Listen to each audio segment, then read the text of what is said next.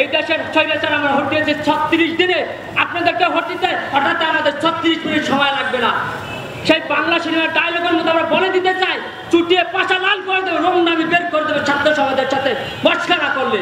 এখনো সময় আছে, আপনারা আপনাদের ভুলগুলো সরিয়ে আইনের শাসন কায়েম করুন এবং জুলাই সহযোদ্ধাদের উপরে যে নির্মম তাদেরকে লাঠিচার্জ করা হয়েছে, বিভিন্ন হে প্রতিবন্ধ আওয়ামী লীগ সরকার দুঃশাসন তাদের নেতাকর্মীরা চালিয়েছে, সেটা তাদেরকে আইনের আওতায় এনে নিয়ে বিচার কার্য আপনারা কার্যকর করেন। বিচার বহির্ভূত এইরকম ঘটনা চলতে থাকলে দেশে কখনোই আপনারা দেশের সংস্কার না করে একটা নির্বাচনের রোডম্যাপ ঘোষণা করে দিয়েছেন, ফেব্রুয়ারিতে নির্বাচন। আপনারা কতটুকু আইনশৃঙ্খলা বাহিনী জেলে সাজাতে পেরেছেন সেটা এখন স্পষ্ট করতে পারেন নাই।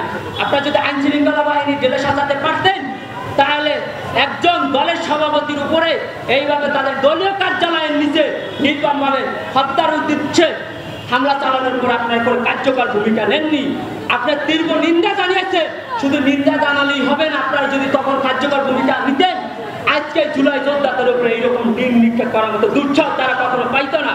সর্বশেষ একটা কথাই বলতে চাই, নিউ ইয়র্ক এবং মানবাধিকার পরিষদের নেতাকর্মীদের উপর হামলায় যারা জড়িত তাদেরকে অনতি বিলম্বে চিহ্নিত করে আইনের আওতায় আনতে হবে।